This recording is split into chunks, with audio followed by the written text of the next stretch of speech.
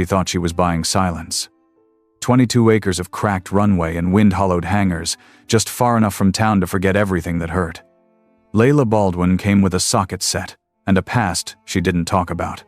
But buried beneath the farthest hangar, under years of rust and concrete, she found a sealed steel door, one her name had no business being tied to. And turning that handle would wake up more than history. Before we dive in, let us know where you're watching from. And if stories like this make your heart race a little, hit that subscribe button, because what Layla finds next will rewrite everything she thought she knew about her family, her future, and the sky above her. The airfield wasn't much to look at. Just a long stretch of fractured pavement that had once been a runway, now split open like tired skin beneath weeds and wildflowers. The winds moved slow here, like even they had grown bored of circling the rusted hangars. Layla Baldwin stood with her hands in her jacket pockets, staring across the tarmac like it might speak if she waited long enough. The key in her palm still felt warm from the real estate office. She hadn't expected it to feel like a weight. But it did. She'd signed the papers without fanfare. The deed listed it as Old County Airstrip, 17. A relic from before the Cold War ended, shuttered in the late 70s and abandoned since. Her mechanic shop back in town had folded last spring, and the house her grandmother left her had sold just barely high enough to pay for this place. 22 acres, 5 buildings in disrepair, and silence for miles. Everyone said she was running away. Maybe they were right. But when she looked at the land, she didn't see failure. She saw space room enough to disappear, to build something again from scratch. Maybe even herself. The main hangar was where she set up first. Concrete floors cracked like a road map, beams thick with bird nests and rust. But it had good bones. She spent the first week cleaning, hauling scrap, patching leaks in the roof with more ambition than experience. Nights were quiet.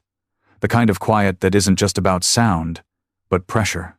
A silence that wraps around you, waiting to see if you'll break. She slept in a makeshift loft built from plywood and reclaimed scaffolding. No plumbing yet, no internet. Just her, a cot, and a battery-powered lantern that buzzed louder than the wind. Each morning, she brewed coffee on a camping stove and walked the perimeter, boots crunching over gravel and broken glass. She told herself it was to check for trespassers. But truthfully, she liked pretending she was guarding something important. On the 12th day, she found the hatch. It was buried beneath an overturned oil drum behind the farthest hangar. At first, she thought it was just a metal panel, something part of the drainage or maybe an old storage grate.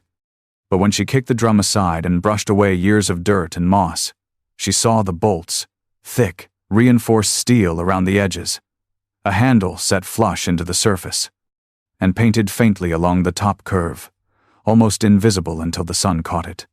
IC-7. Layla crouched, heart suddenly louder than the wind. It was a door, and someone had gone to great lengths to keep it closed. She ran her fingers along the edge.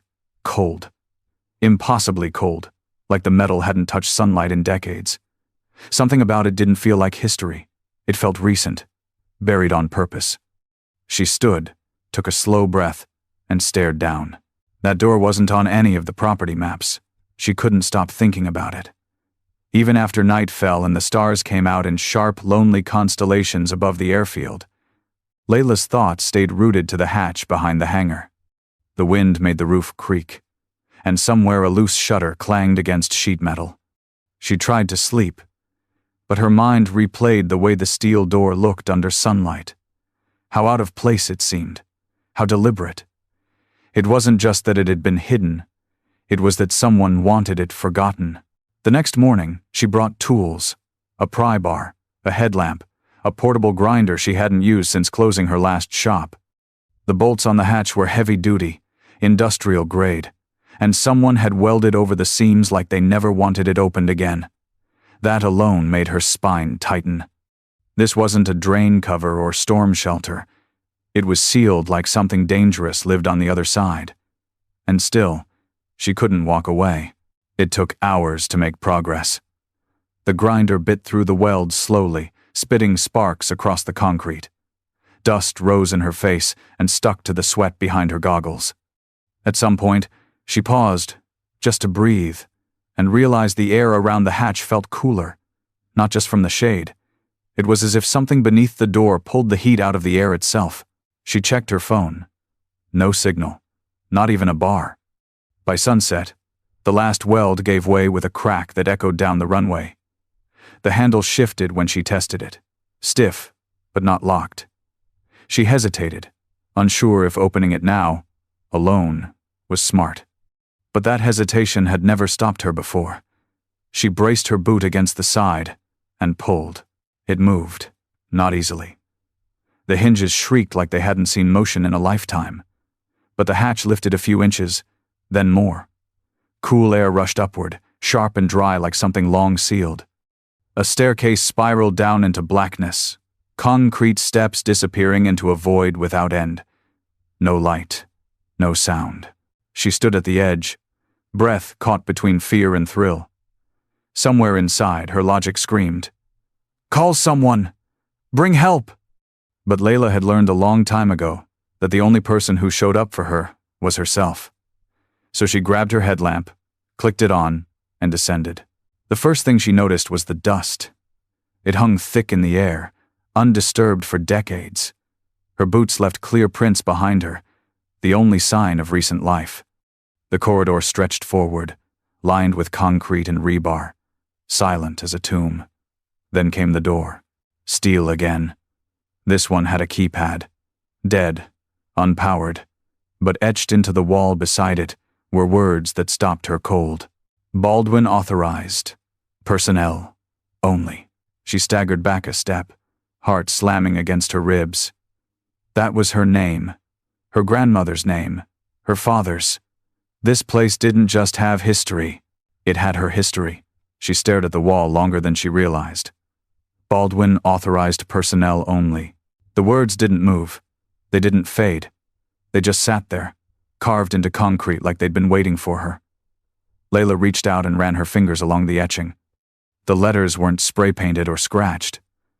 They were molded, deliberate, part of the wall itself. Like whoever built this place had always expected a Baldwin to return. The silence around her deepened. A strange hum pulsed beneath her boots. So faint it was more sensation than sound, like standing near a power line in a dead forest. She stepped back from the sealed door and turned down the dark corridor. Whatever was behind that keypad could wait. She wasn't about to start hot-wiring military steel in the middle of a cold, silent bunker. But the hallway wasn't empty. At the far end, her headlamp caught the edge of a room. An open door. Dust floated like ash in her beam as she stepped inside. It was a control center. Or had been, once. 2 rows of metal desks faced rusting monitors, their screens curved and blank. Wires dangled from the ceiling, like veins cut from an old machine. A filing cabinet sat tipped against the far wall, its drawers wrenched open. Faded binders spilled onto the floor, their pages curled with time. She knelt and picked one up. The cover had yellowed to beige, the title barely legible beneath grime. Test Flight Logs, IC Series. Her breath caught. IC. The same letters that had been etched into the hatch IC-7. She flipped through the logbook slowly. The handwriting inside was steady, formal, and full of military shorthand.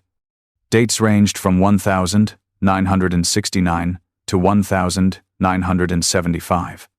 Each log listed weather conditions, altitude, duration, and something labeled VTL, functionality.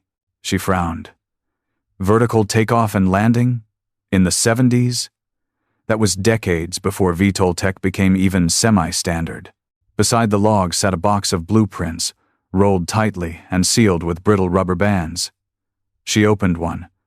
The paper crackled like it might turn to dust, but the ink was sharp. Diagrams of a machine. Something shaped like a jet, but sleeker, stranger. The engines were compact, the wings almost non-existent.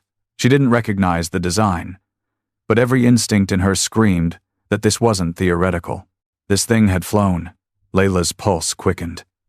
She traced the name signed at the bottom of the schematic. W. Baldwin. Her hands started to shake. William Baldwin, her grandfather. She remembered him vaguely calloused hands, A soft drawl, the scent of oil and pine. He died when she was 5. Her father never spoke much about him. Suddenly, this wasn't just a curiosity anymore. It was family. A buried story she had somehow inherited. And whatever the world thought happened here, whatever was erased from public record, her blood was part of it.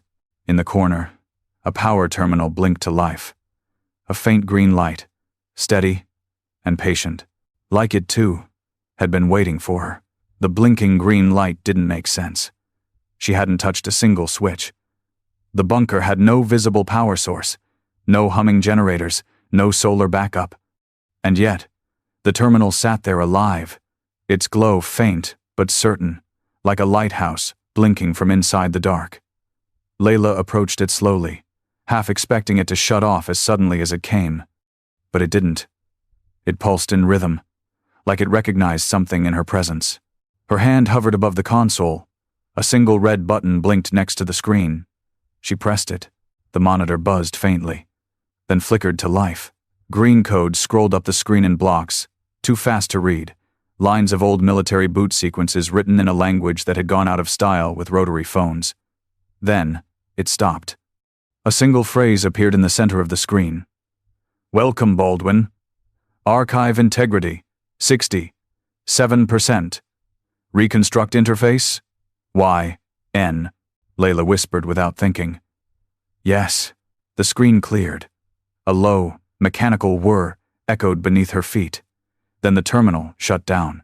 Silence returned, but it didn't last. She heard the sound of footsteps. They weren't echoing from within the bunker. They were above her outside. Boots crunching gravel, too heavy and too close. She froze. Her breath caught in her throat and snapped off her headlamp. Darkness swallowed the room. She waited. 1 second. 2. Then a knock echoed through the hangar above 3 sharp raps on the hangar door, deliberate and close. She climbed back up the stairs fast, trying not to make noise, her ears straining for any other sound. When she reached the surface, the sky had dimmed to evening. Blue clouds stretched across the horizon like bruises. She stepped out from behind the hangar wall, her boots landing soft on the overgrown weeds. A man stood near her truck, facing the closed bay doors of the main hangar. He was older, maybe late 60s, lean and tall, with a worn canvas jacket and a shortwave radio slung over one shoulder. His hair was silver, buzzed short. When he turned, his eyes landed on her like he already knew where she'd be. He didn't smile. "You're Layla Baldwin?" She nodded, unsure whether to lie. "I was told you'd find this place," he said quietly. "Didn't think it'd be this soon." She took a step back. "Who are you?" He adjusted the strap on his radio. "Name's Silas Boone. I worked with your grandfather." "That's not possible," she replied. "He died when I was 5. "I know. I buried him." The words hit with the force of a dropped wrench. Silas looked past her, toward the back of the airfield. His eyes lingered on the hangar. "You opened the hatch, didn't you?" Layla didn't answer. "You saw what's down there," he continued. "That place was never supposed to be reopened. Not after what happened. But now that you've found it, you need to understand something." He paused. And for the first time, she saw a flicker of something in his expression: fear. Project Icarus didn't fail. It worked. He said it like it was a confession, not of pride, but of regret. Project Icarus didn't fail, it worked. The words echoed through Layla's skull, catching on every logical thread and snapping them in half. She leaned against the rusted fender of her truck, suddenly unsteady. "I don't understand," she whispered. Silas didn't move closer.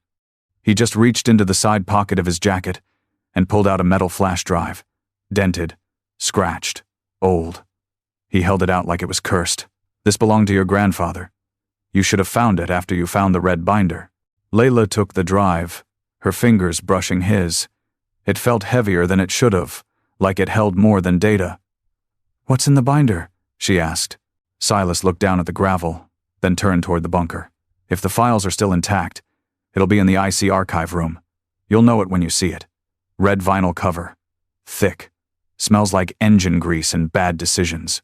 That night, Layla didn't sleep. She sat on the hangar floor with the flash drive in one hand and a wrench in the other, both of them remnants of men who had disappeared too soon.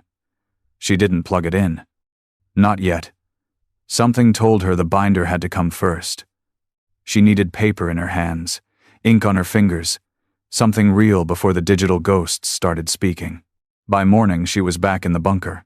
The deeper corridors led her past more locked rooms, some rusted shut, others blinking faintly with powered panels. But one door hung open, its hinges warped, the number 17C faded on the frame. Inside, the air was colder than anywhere else. She stepped in, her boots crunching across crumbled drywall and shattered glass. Rows of cabinets lined the walls. Some had toppled over. Others stood crooked, their drawers jammed or hanging half open. She moved through them, checking tags, materials, testing, flight logs, power analysis. Then she saw it. On a metal table in the back corner, half buried beneath a tarp, sat a binder thick enough to choke on. Red vinyl, black tabs down the side, stamped on the cover in block lettering. Project Icarus, do not duplicate. Her hands trembled as she opened it.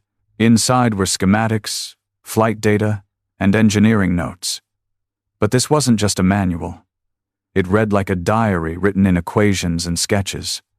There were references to something called a reactive compression core, an engine design that didn't match anything she'd ever studied.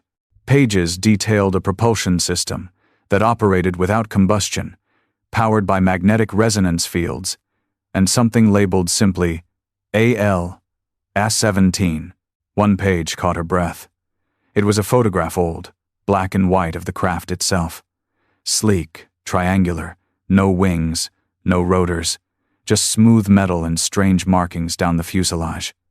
In the corner, handwritten in faded ink, Test 7, reached stratosphere, in under 4 minutes. Immediate recall, no tail signature.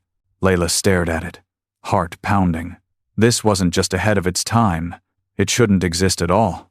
The next few days passed in a blur of dust, memory, and things that shouldn't have been possible.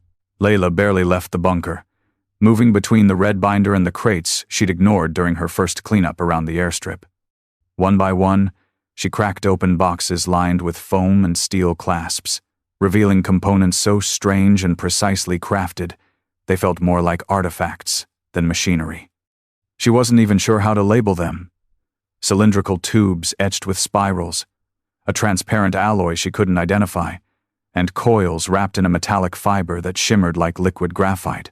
She brought a few parts back to the hangar, setting them carefully on her workbench. For a moment, she forgot about how tired she was, forgot that her hands were scraped raw, and that her phone still had no signal.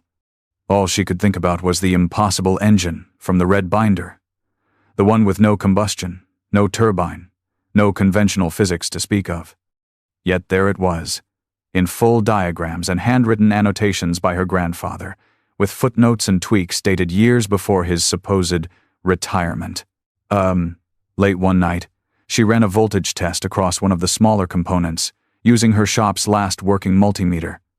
The coil didn't just respond, it spiked, not from the power she gave it, but from somewhere inside itself.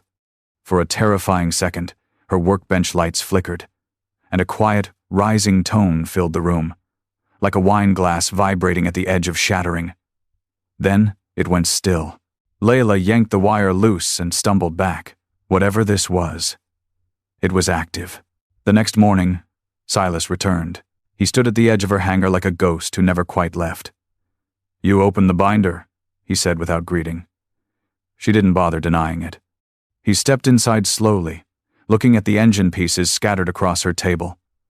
"This tech doesn't belong in civilian hands." "I'm not a civilian," Layla snapped, louder than she intended. "This was my grandfather's project. My name is in that bunker. My family built this." Silas didn't argue. He just nodded solemnly. And they buried it because it worked too well. He walked to the bench and lifted one of the smaller components, holding it like it might bite him. "This isn't a propulsion engine. It's a field generator. It doesn't just make a craft fly, it makes it disappear. From radar, from satellites, maybe even from sight." Layla stared at him, her throat dry. Then why bury it? Silas set the component down and looked at her, eyes clouded with something heavier than guilt. Because the last time it was tested, it didn't just vanish from the sky. It vanished for 12 minutes. And when it came back, the pilot wasn't the same. Layla swallowed. What do you mean? He remembered things that hadn't happened yet, Silas said quietly. People who weren't born, wars that hadn't been fought. He screamed about light that breathed. He turned to her then, voice steady. Your grandfather called it a miracle. I called it a mistake. He didn't elaborate. He didn't need to. The words light that breathed clung to Layla's ribs like smoke. She'd heard tall tales before, hangar myths and barstool conspiracies, but nothing like this. Not from someone like Silas, whose face looked carved from years of discipline and silence. She wanted to press him, demand proof, but something in his expression told her it wasn't just a story he'd memorized, it was one he'd survived. That night, she sat alone in the bunker's control room, the red binder open across her lap, surrounded by notes her grandfather had scrawled decades earlier. Most of it was technical, a level of engineering genius that stunned her, but tucked between the calculations were fragments that read more like journal entries. One page simply said, if they knew what it touched, they'd bury it in concrete and salt. Another, time bends, not breaks, bends. Over and over, the name Icarus appeared, circled, underlined, sometimes followed by a single question mark. Near the back of the binder, she found a list of test pilots. 6 names. 5 marked with exit dates and medical evaluations. 1 R. Albright had no such note.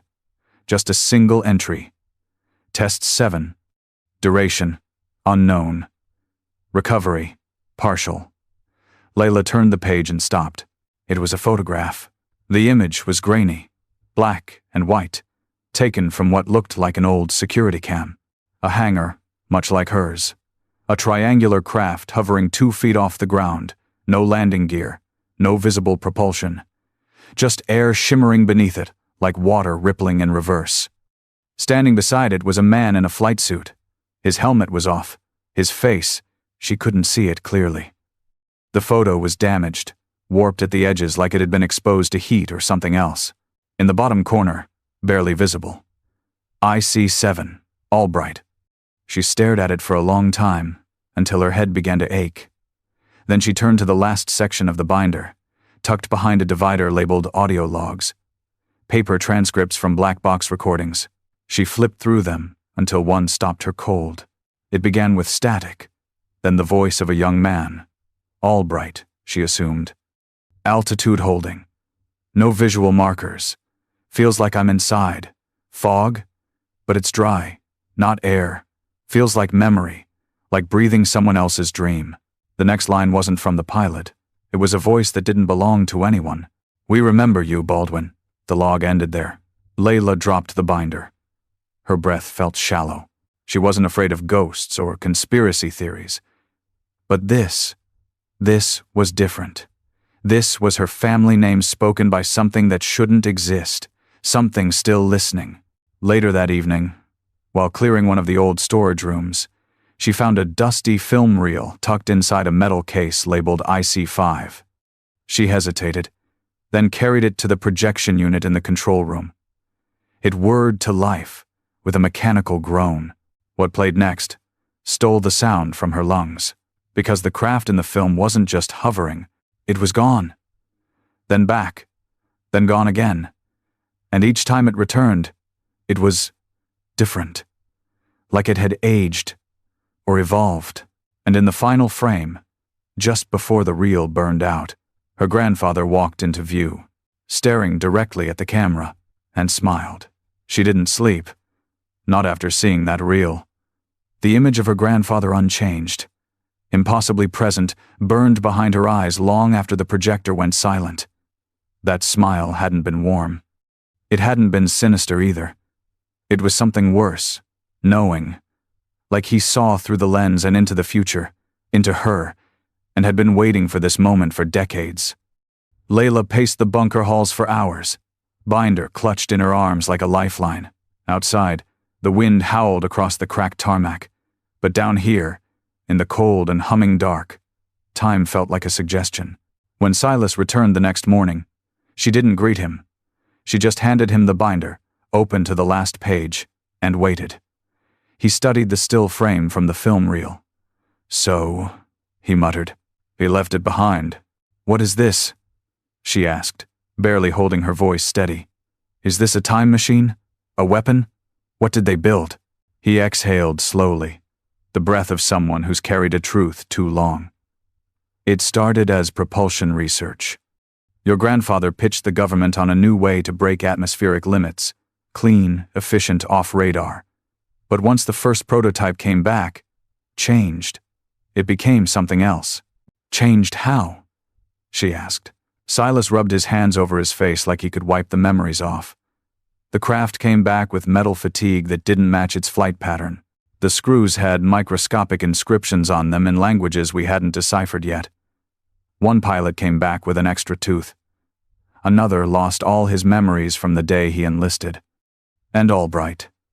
He came back speaking in poetry, for 3 days straight, then stopped talking entirely. Layla gripped the edge of the table. "Why didn't you destroy it?" Silas looked at her like she'd asked the wrong question. "Because it didn't feel evil.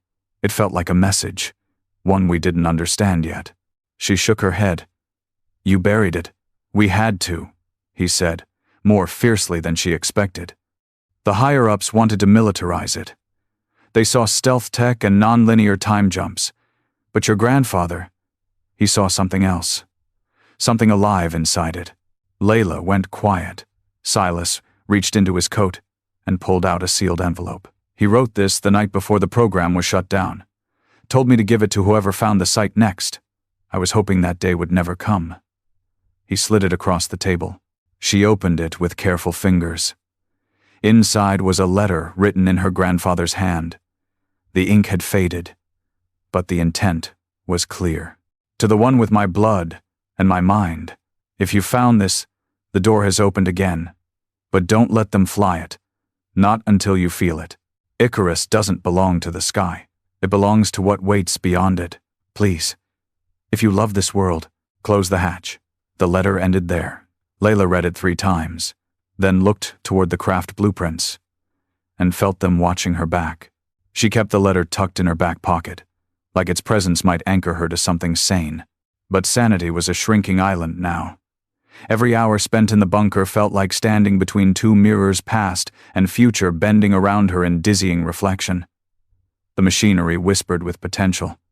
The craft wasn't complete, not yet, but the pieces had begun to assemble themselves in her mind, like muscle memory she shouldn't have.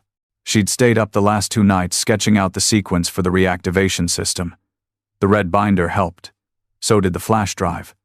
But it wasn't just logic that guided her.